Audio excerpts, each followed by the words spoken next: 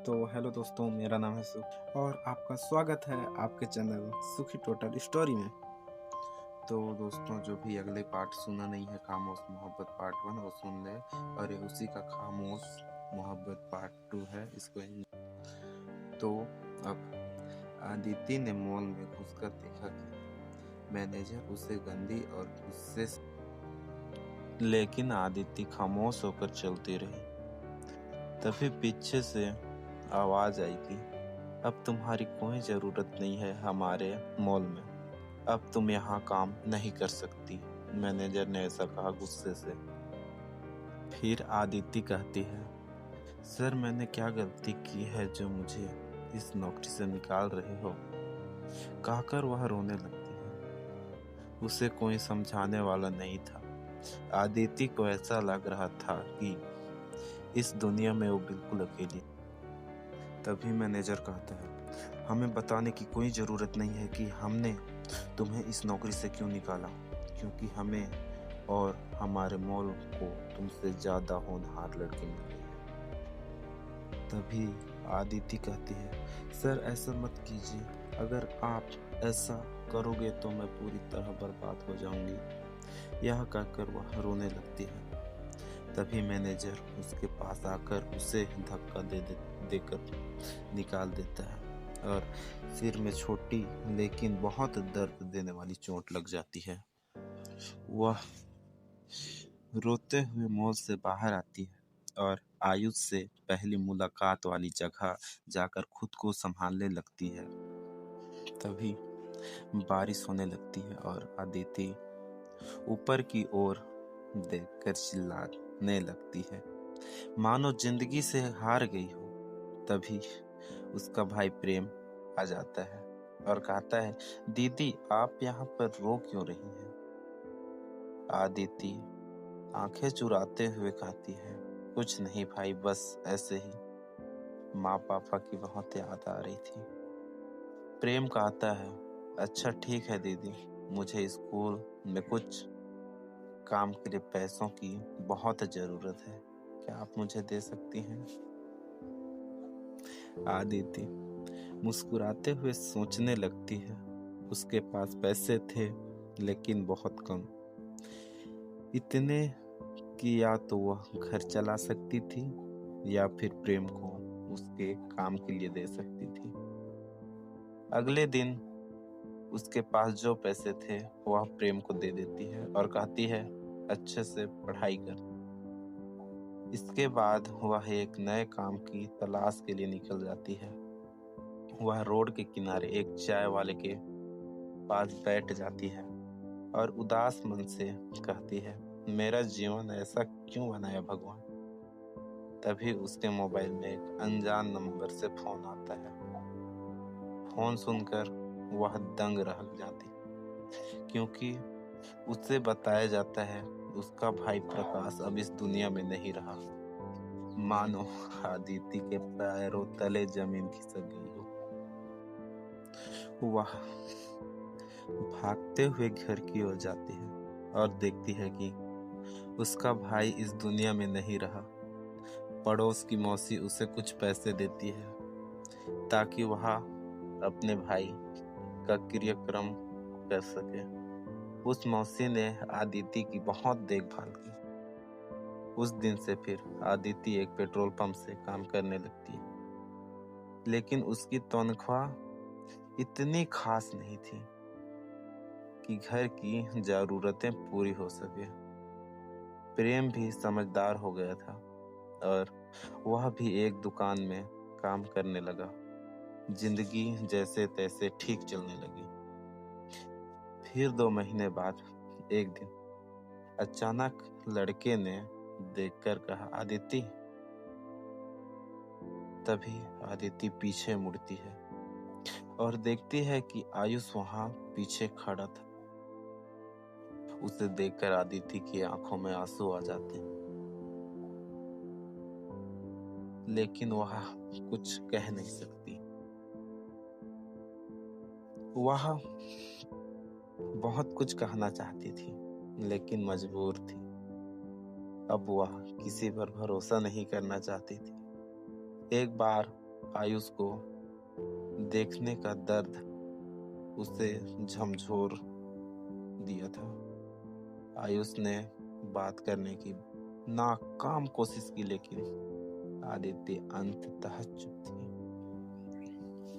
फिर आयुष वही पहली मुलाकात वाली जगह गया, स्कूल के बाहर। लेकिन उस रात उसके पास आदिति थी, ना ही वो बारिश की बूंदें। आयुष के साथ से सब कुछ छिन गया था, लेकिन अभी भी आदिति के मन से आयुष के लिए प्यार कम नहीं हुआ था। बस अब वह किसी को अपनाने से डरती थी। आदिति रोज सुबह काम पर जाती थी और शाम को घर लौटकर जल्दी आ जाती थी। फिर एक हफ्ते बाद एक दिन एक बड़ी कार आकर उसके पेट्रोल पंप पर रुकी, लेकिन वो पेट्रोल भराने के लिए नहीं आए थे। उनका इरादा कुछ और ही था, ऐसा आदिति को लग रहा था। फिर उसी बड़ी कार में से एक सूट बूट वाला आदमी और एक औरत उतरते हैं। वो पास आकर कहते हैं, बेटा तुम यहाँ काम क्यों कर रही हो? तुम्हारे माँ पापा या भाई नहीं है क्या? आदिति चौंक जाती है। आप कौन हो अंकल? और आप मेरे बारे में ऐसा क्यों पूछ रहे हो? क्या मैं आपको जानती हूँ अंकल? तभी अंकल कहते हैं कि नहीं बेटा, डरो मत, हम बस ऐसे ही पूछ रहे हैं, क्योंकि हम तुम्हें बहुत पहले से जानते हैं। मैं सुधीर हूँ और मेरी धर्मपत्नी। हम आगे वाले कॉलोनी में ही रहते हैं। हम तुम्हारी शॉपिंग मॉल वाली दोस्त रिया के अंकल आंटी हैं। फिर आदिति कहती है, प्रणाम अंकल। फिर कहती है, सॉरी अंकल, लेकिन अभी मैं बात नहीं कर सकती। काम के दौरान बात करूंगी तो मेरा नौकरी चली जाएगी। इतना कहकर सुधीर अंकल अपनी कार में बैठकर चले जाते हैं। आदिति फिर अपने काम में लग जाती है और शाम को घर आ जाते हैं। आदिति के लिए वो अंकल अनजान थे, लेकिन वो अंकल आदिति को बहुत अच्छे से जानते थे। वो कोई और नहीं बल्कि आयुष के माँ पापा थे। वो आयुष को खुश देखना चाहते थे, क्योंकि आयुष बहुत कमज़ोर होता जा रहा था। उसे एक जानलेवा बीमारी थी। आयुष आदिति को बहुत पसंद करता था, इसलिए उसने अपनी बीमारी की बात उससे छुपा रखी थी। आयुष पहले से अस्पताल में था और डॉक्टर ने बताया था कि उसे के पास सिर्फ 8 महीने का समय बचा है। आदिति इस सच्चाई से पूरी तरह अनजान थी। सुधीर जी चाहते थे कि आदिति को यह बात पता चले, ताकि उसके बेटे को मरने से पहले कोई गलत ना समझे। उधर आदिति यह सोच रही थी कि आयुष फिर कहाँ चला गया। अगले दिन वही अंकल आदिति के घर आते हैं और कहते हैं, बेटी क्या आज काम से छुट्टी ले सकती हो? आदिति सोच में पड़ जाती है और रिया को कॉल करती है। रिया कहती है, वो मेरे पहचान के नहीं बल्कि तुम्हारे पहचान के हैं। वो दोनों आयुष के माता पिता हैं। यह सुनकर आदिति हैरान रह जाती है।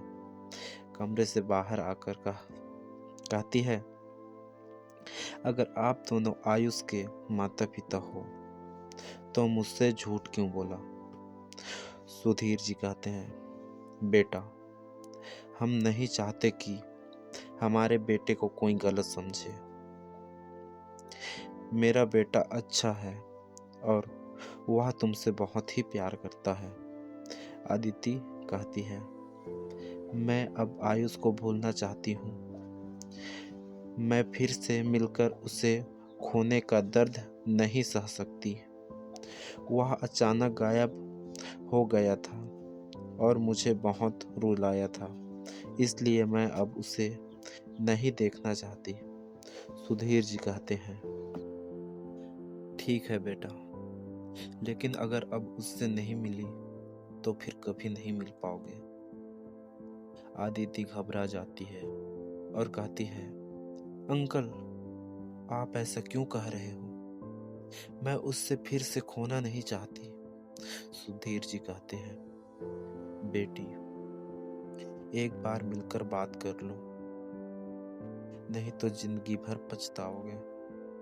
आदिति कहती है, अंकल, मुझे नहीं पता कि मुझे मिलना चाहिए या नहीं, लेकिन आपके कहने पर मैं जरूर मिलूंगी। अगले दिन सुबह सुधीर जी आदिति को लेने आते हैं। आदिति डरी सहमी अकेली अंदर जाती है। आदिति चुपचाप खड़ी रही। कमरे में मशीनों की आवाज थी, पर उसके कानों में कुछ नहीं जा रहा था। आयुष बिस्तर पर लेटा था, कमजोर पीला चेहरा, सांसें भारी। वो वही आयुष था जिसे उसने पहली बार बिल बनाते वक्त देखा था। तब इतना जिंदा, इतना अलग। आदिति ने धीरे से उसके हाथ को छुआ। ठंडा हाथ था, जैसे पहले ही आधा टूट चुका हो। आयुष ने आंखें खोली। उसे देखते ही हल्की सी मुस्कान आई। वो मुस्कान जो कह रही थी, तुम आ गई, अब सब ठीक है। आदिति का गला भर गया। वो कुछ बोलना चाहती थी, बहुत कुछ, पर कोई आवाज नहीं निकली। आयुष ने बहुत धीमी आवाज में कहा, मुझे डर था तुम मुझे गलत ना समझोगी। आदिति ने सिर हिलाया। आंसू उसके गालों से गिर रहे थे, पर उसने गाल के आंसू को पोंछे नहीं, क्योंकि अब छुपाने को कुछ बचा ही नहीं था। मैं रोज यहाँ से तुम्हें याद करता था। आयुष बोला, जब तुम मुझे जवाब नहीं देती थी तब भी मैं खुश था, बस ये सोचकर कि कहीं तुम ठीक हो। आदिति बैठ गई। उसके पैरों में अब जान नहीं थी। उससे लगा जैसे एक के बाद एक सब कुछ उससे छीना जा रहा है।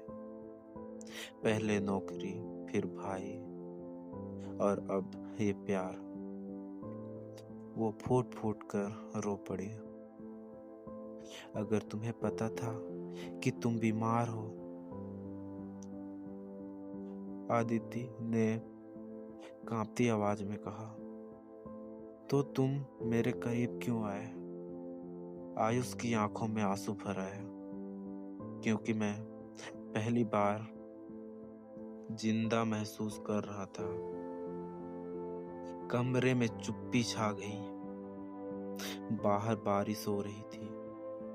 वो बारिश नहीं थी, वो आदिति की जिंदगी का शोर था। दिन बीतने लगे। आदिति अब हर रोज अस्पताल आने लगी, पेट्रोल पंप से सीधा अस्पताल। थके हुए, टूटी हुई, लेकिन चेहरे पर एक नकली हिम्मत।